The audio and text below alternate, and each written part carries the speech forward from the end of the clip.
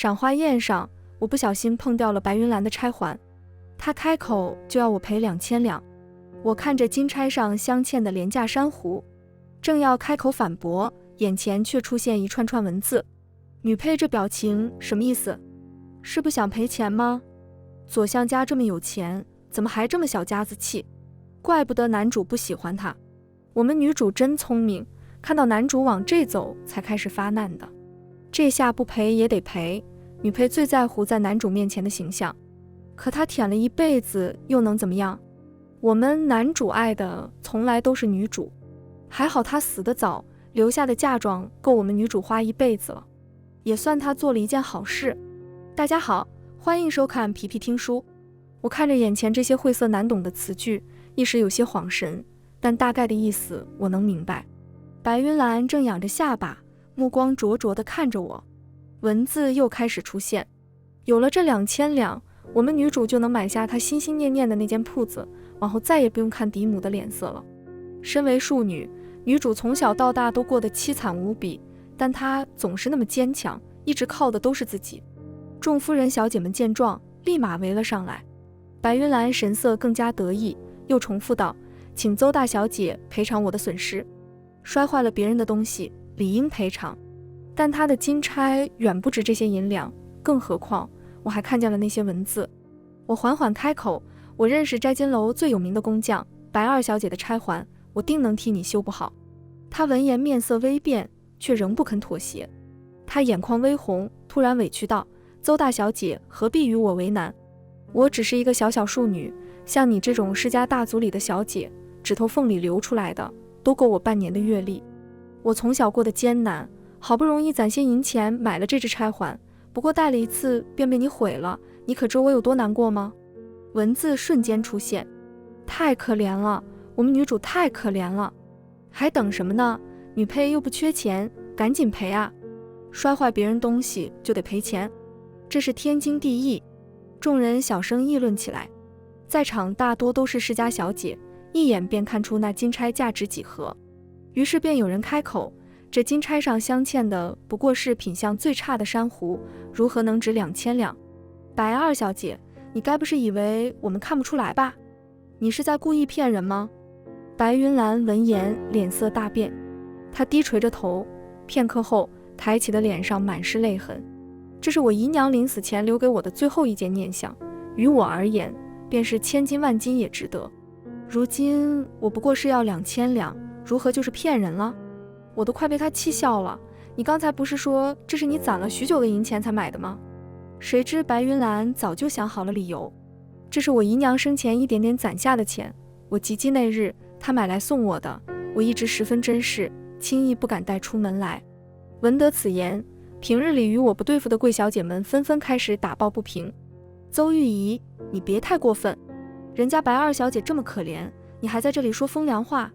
不过2000两，你又不是拿不出，何必一直为难人家？2000两，身为邹家独女，自然拿得出，但我凭什么拿？就因为她比我示威，就因为她哭得可怜。男主来了，来的正是时候，快来看看女配的嘴脸。伴随着这条文字，言轻的声音同时响起：“玉姨，等了你许久了，怎么还不来？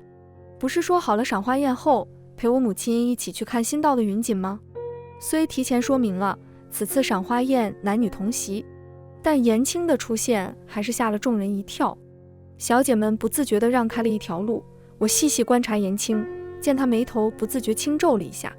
她先是看了一眼哭得梨花带雨的白云兰，而后低声询问发生了何事。我还没开口，白云兰便低着头，声音哽咽道：“公子请见谅，是邹大小姐摔坏了我的金钗。此事我本不该如此计较，可这是我姨娘留给我的，因而格外珍视，所以我……”她似是情难自抑，几番说不下去。言轻闻言点了点头，看向我：“若是如此，的确是你的错，你应该道歉，还要赔给她银子。道歉可以，但我只会给200两，100两可以买一只比这好数倍的金钗，100两算是我给他的补偿。”我开口打断言轻，他不悦地皱起眉：“玉姨，别这么不懂事。”我忽然觉得有些烦闷，这句不懂事时常挂在他嘴边，矛头也永远指向我。即便他真如那文字里所说，从不曾心悦过我，可多年青梅竹马的情谊，难道都是假的吗？白云兰适时开口，多谢公子替我鸣不平，若这世间之人都如公子这般帮理不帮亲，那我必然能少受许多委屈。他抬起头看颜青，目露仰慕之情。一众夫人小姐们对视一眼，皆面面相觑。我没了耐心，直接开口道，我只会给200两，你要便要，不要那就去报官，让府衙来给评评理。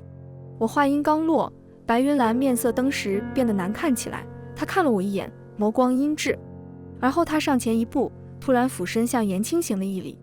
白云兰自嘲一笑道，看来今日我是得不到公平的对待了。也是，从小到大便是如此，我早该习惯了，不是吗？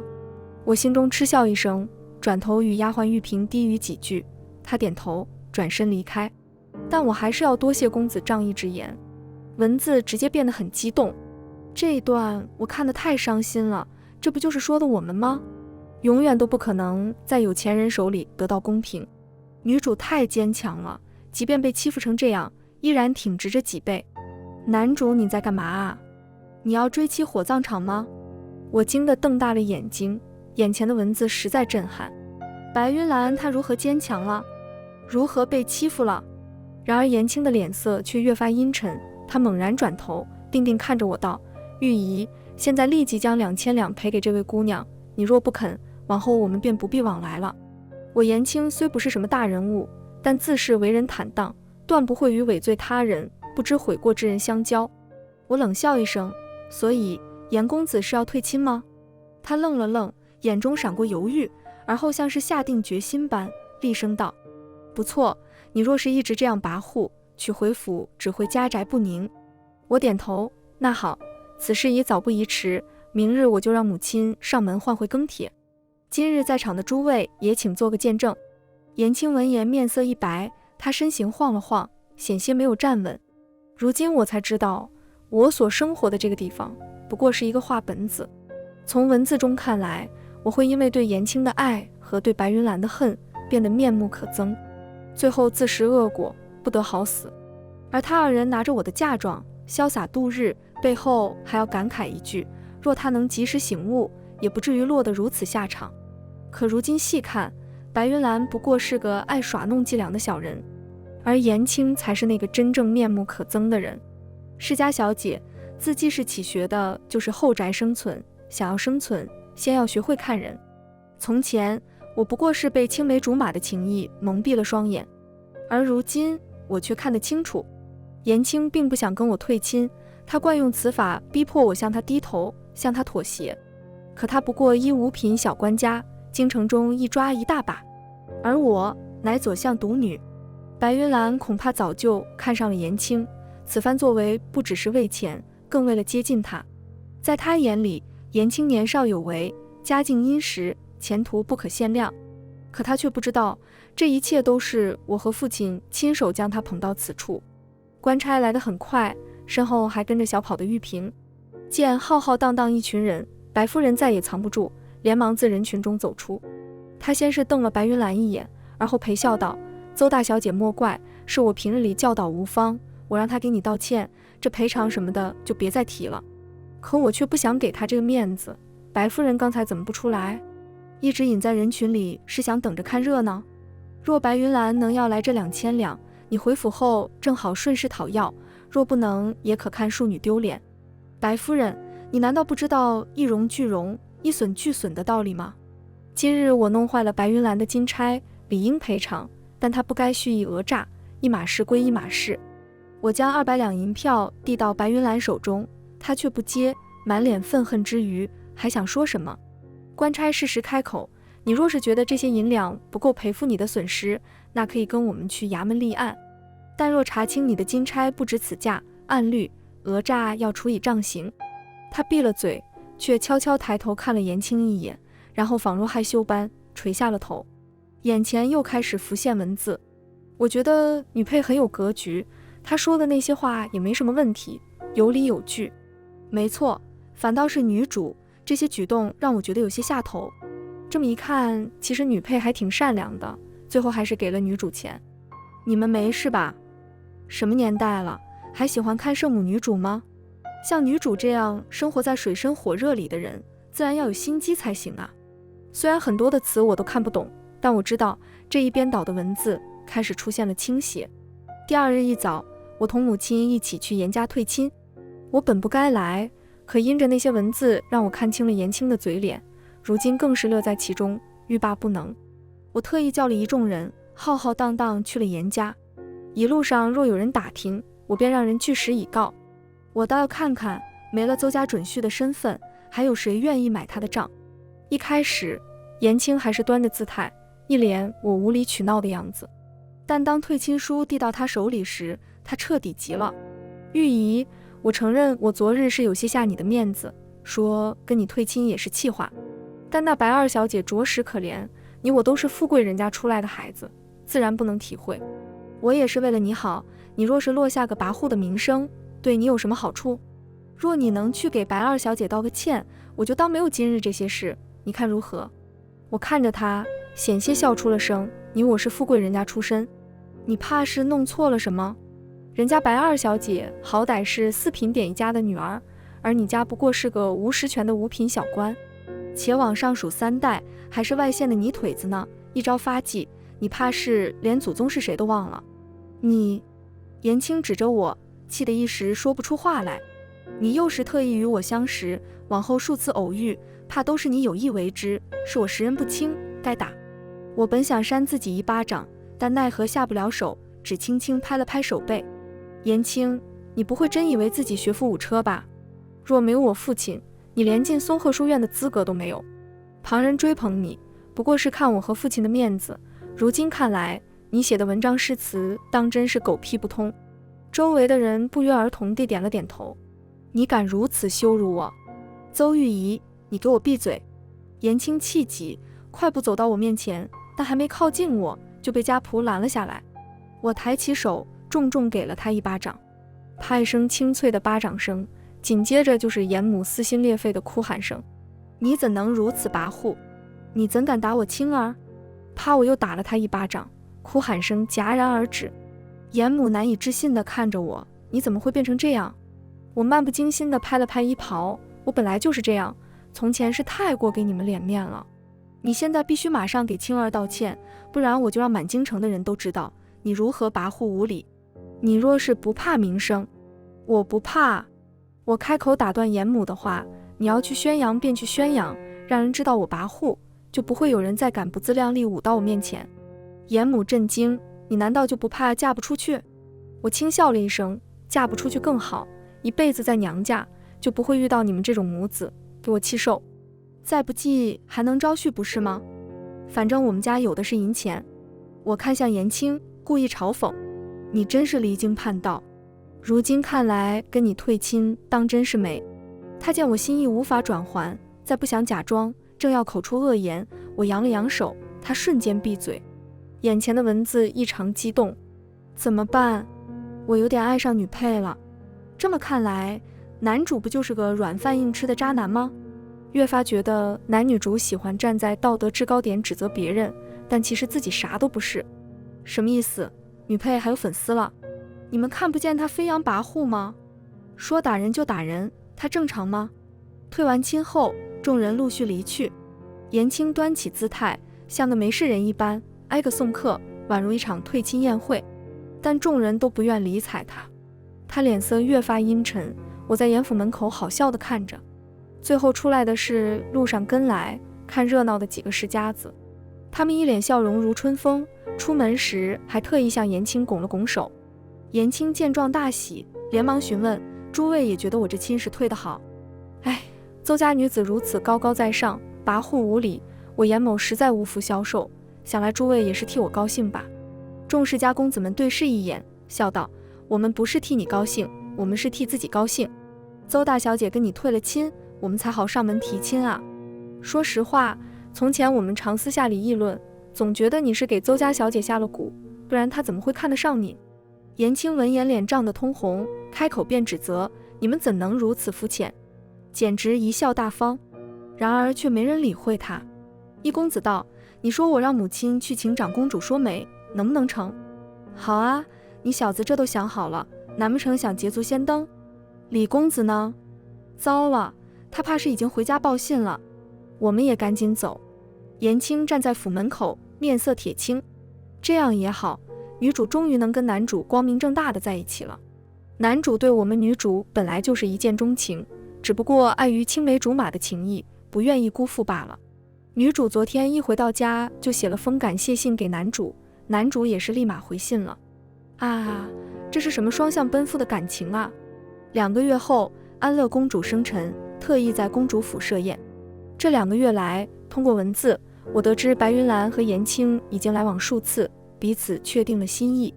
我收拾妥当，正要出门赴宴，眼前又开始出现一排排文字。今天的宴会就是女配彻底身败名裂之日。比起什么张扬跋扈的名声，失了贞洁才是古代女主的滔天大祸。我们女主终于不再隐忍了。女主真厉害，不出手则已，一出手就让你再无翻身之日。还得多谢男主买通了公主府几个下人，夫妻联手，我看女配往哪里跑。我脚步微顿，转头吩咐，今日赴宴，秋水跟我一起去吧。秋水会舞，有她在，我心甚安。一到公主府，众人打量的目光齐齐落在我身上，那目光中有同情，有嘲讽，有好奇，亦有崇拜。我全然不在意。平宁郡主急步上前，拉了我往一旁走去。玉姨，恭喜你啊，这亲退得好，退得妙啊！我早就看那颜青不顺眼了，道貌岸然，还总喜欢说教你。如今好了，总算你开窍了。我有些哭笑不得，拉着他往花厅处走去。白云兰独自坐在一旁，见我过来，突然起身道：那日是我冒犯邹姐姐了，还望姐姐莫要生气。我还没说话，平宁郡主抢先道：你知道是自己冒犯就好。白云兰脸色一变，眸光阴沉地看了我一眼，最终却什么都没说，咬牙忍下。先让你们得意一会，等下看看你们还笑不笑得出来。我看着这些文字，不自觉地勾了勾唇角。宴会开始，我端坐在座位上，一直跟平宁郡主小声闲聊着。见我迟迟没有要起身更衣的意思，白云兰有些坐不住了。她端着酒杯走到我面前，轻声道：邹姐姐，我敬你一杯。她举杯，却好似没有拿稳一般，酒水朝着我径直泼来。秋水快速出手，挥袖挡下了酒杯，顺势悄悄轻推了她一把。我抬脚踩住她的裙摆，白云兰站不稳，重重摔在地上。她痛呼一声，狼狈地挣扎着站起身，看我的目光越发阴沉。我笑了笑，故意如了她的意，我先去更衣。白二小姐以后与人敬酒，可要拿稳酒杯，这是最起码的礼节。公主府花园不小，穿过一片小竹林，便是更衣用的阁楼，阁楼旁还有一处静谧的小院。我正往前走着，斜刺里忽然冲出一男子，他二话不说，一棍子敲上秋水的后颈，然后拉着我就往那小院扯。正在此时，秋水迅速起身，一脚重重踹在那男人身上。他吃痛，大喊一声，摔倒在地上，后脑勺磕在甲石上，瞬间晕了过去。原来这就是那些文字中所说的白云兰的反击。我撇了撇嘴，心底冷笑连连。邹大小姐，一声轻唤自远处传来。平宁郡主身旁的小丫鬟跑到我面前：我们郡主可能出事了。我心下一慌，急忙询问。小丫鬟道：邹小姐离开后没多久，就有一个衍生的丫鬟来郡主跟前禀报，说您在假山那儿不小心扭伤了脚，让我们郡主去看看。郡主担心您，二话不说就跟着那人走了。奴婢不放心想跟着，郡主却让奴婢留下，以防跟您走岔了，您提前回来。她说这是自己表姐的公主府，断不会有什么危险。可奴婢越想越觉得不对，又不敢惊动旁人，只自己来寻。如今见您好好的站在这儿，只怕是我们郡主有危险。我听她说完，半点不敢犹豫，快步朝假山处走去。路过一个院落，鬼使神差的，我突然停下了脚步。细微的响动声传来，一个嬷嬷正在院落里张望。你是何人？我开口询问。她吓了一跳，反应过来后迅速转身行礼。奴婢是皇后娘娘身边的徐嬷嬷，今日特奉娘娘之命，给公主送上贺礼。路遇此院落，闻到一股不寻常的异香，此香奴婢以前闻到过，是不是什么好的，所以特来查看。我闻言大惊，连忙吩咐秋水踹开房门。只见平宁郡主满脸潮红，神志不清地躺在地上，用力地撕扯着自己的衣袍。我将她扶到小丫鬟背上，沉声开口，避着些人，先将郡主送去安全的地方。我又朝徐嬷嬷道，还请嬷嬷跟我去找安乐公主，也好给此事做个见证。徐嬷嬷闻言郑重点头，奴婢定会如实禀报。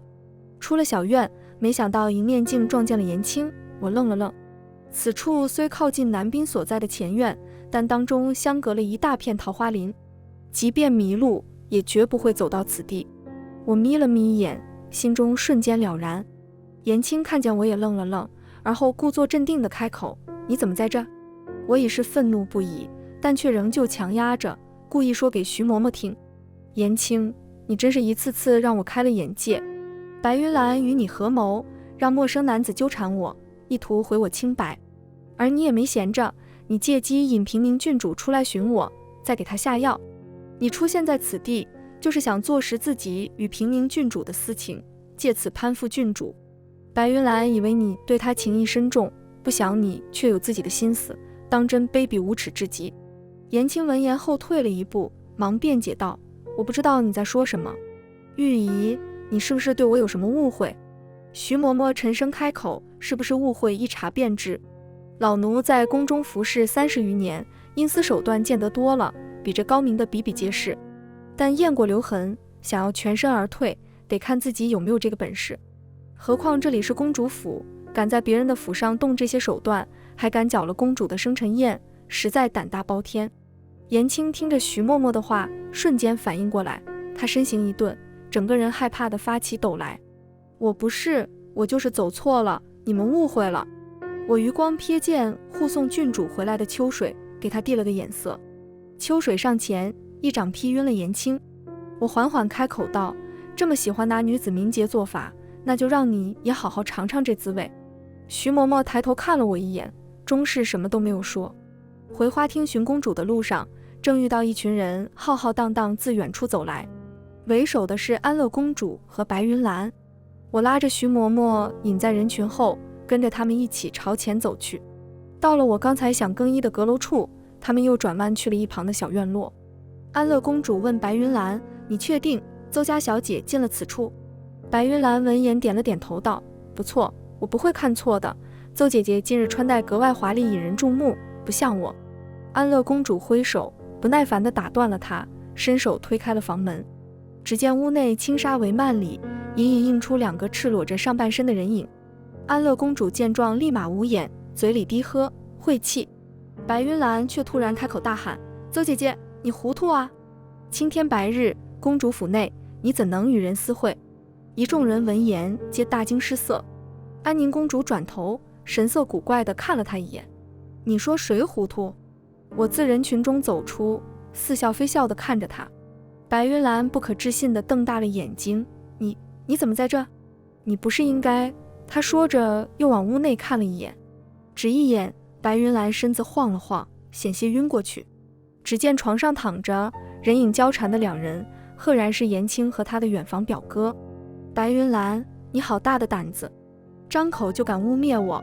床上的人分明是颜青，至于另外一人是谁，一查便知。我只是很好奇，你为什么张口就喊我的名字？白云兰愣在原地，一时什么话也说不出来。安乐公主闻言看了他一眼，眸光幽深。